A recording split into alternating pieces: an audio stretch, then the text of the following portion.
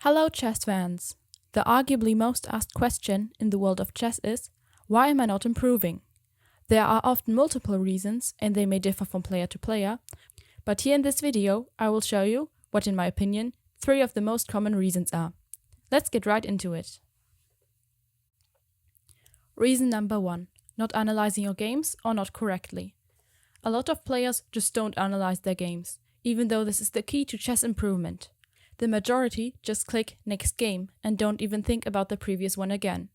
Without analyzing, you won't know your weaknesses, and without knowing your weaknesses, you don't know what to fix in order to get better. Another common problem is not analyzing your games correctly. It's very easy to just plug in an engine and let it tell you what you did wrong and feel productive. Especially since analyzing deeply on your own can take some time and effort, most people just take the fast option, even though it is doing way less for your improvement.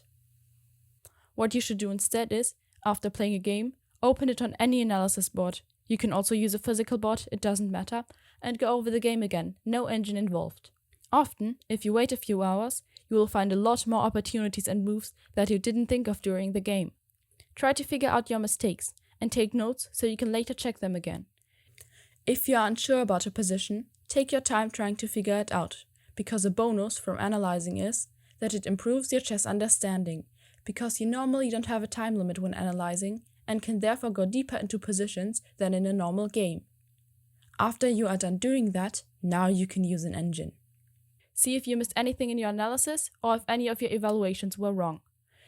You can write those notes down as well. You can keep them separate or put them next to your notes. There's no right or wrong way of doing this. But you are still not done. You should update this list every time you analyze a game, but after a few weeks or months, you should also sometimes start a new one, so all the mistakes are up to date and not something you did a while ago. This is partly because a lot of players make the same mistake over and over again without noticing or doing anything about it. As said, analyzing can take up a lot of your time. Here are 2 tips to make it more enjoyable and fast. Only take relevant games. I wouldn't analyze bullet games, and rapid games should be a priority over blitz games. And if you really only have a limited amount of time, analyze your losses first, even though there's also a lot to learn from your wins. Analyze with a friend or sparring partner. Reason number 2. Not playing enough rapid or longer time controls. I know bullet or blitz chess can seem a lot more fun than rapid, but to see improvement in your play, playing longer time controls is crucial. You just have more time to think and apply the knowledge you studied. In bullet, for example, you can't think that much. Players need to rely on intuition and pattern recognition.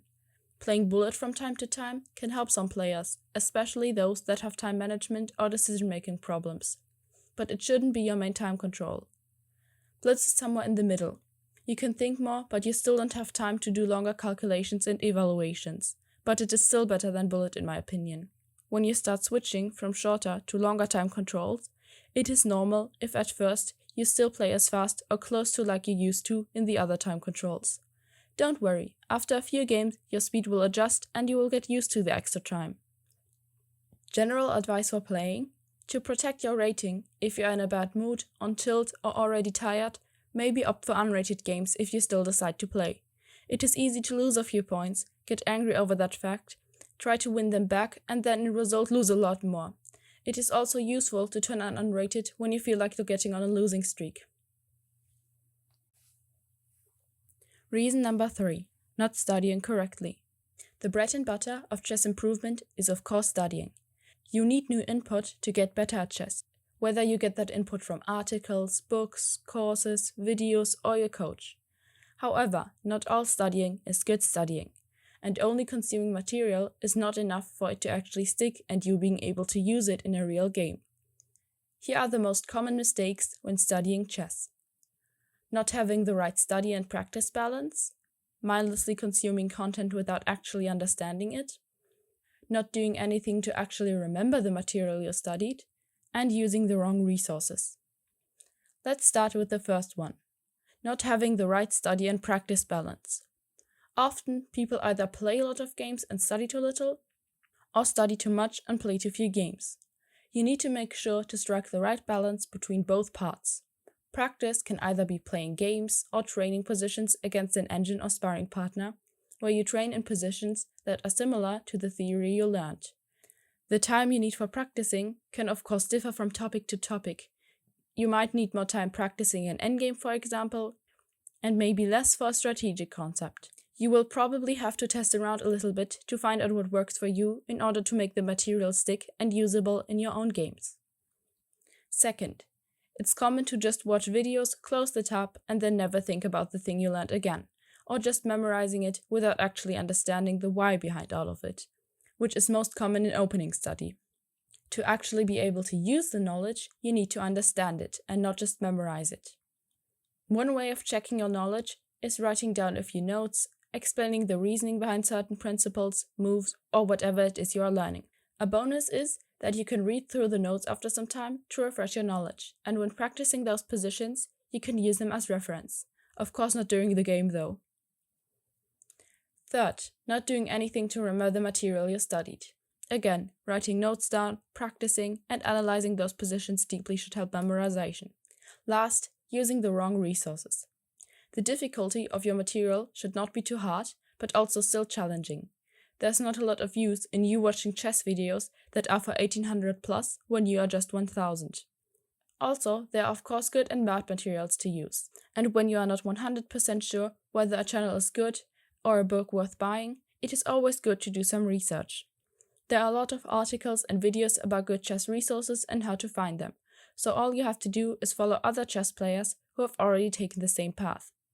And if you're still unsure, just try it out. Even if it's only mediocre, there's still a lot to learn from it if you do the right effort. Bonus tip: make sure you are concentrated. Put your phone away if you are not using it for studying, and avoid multitasking.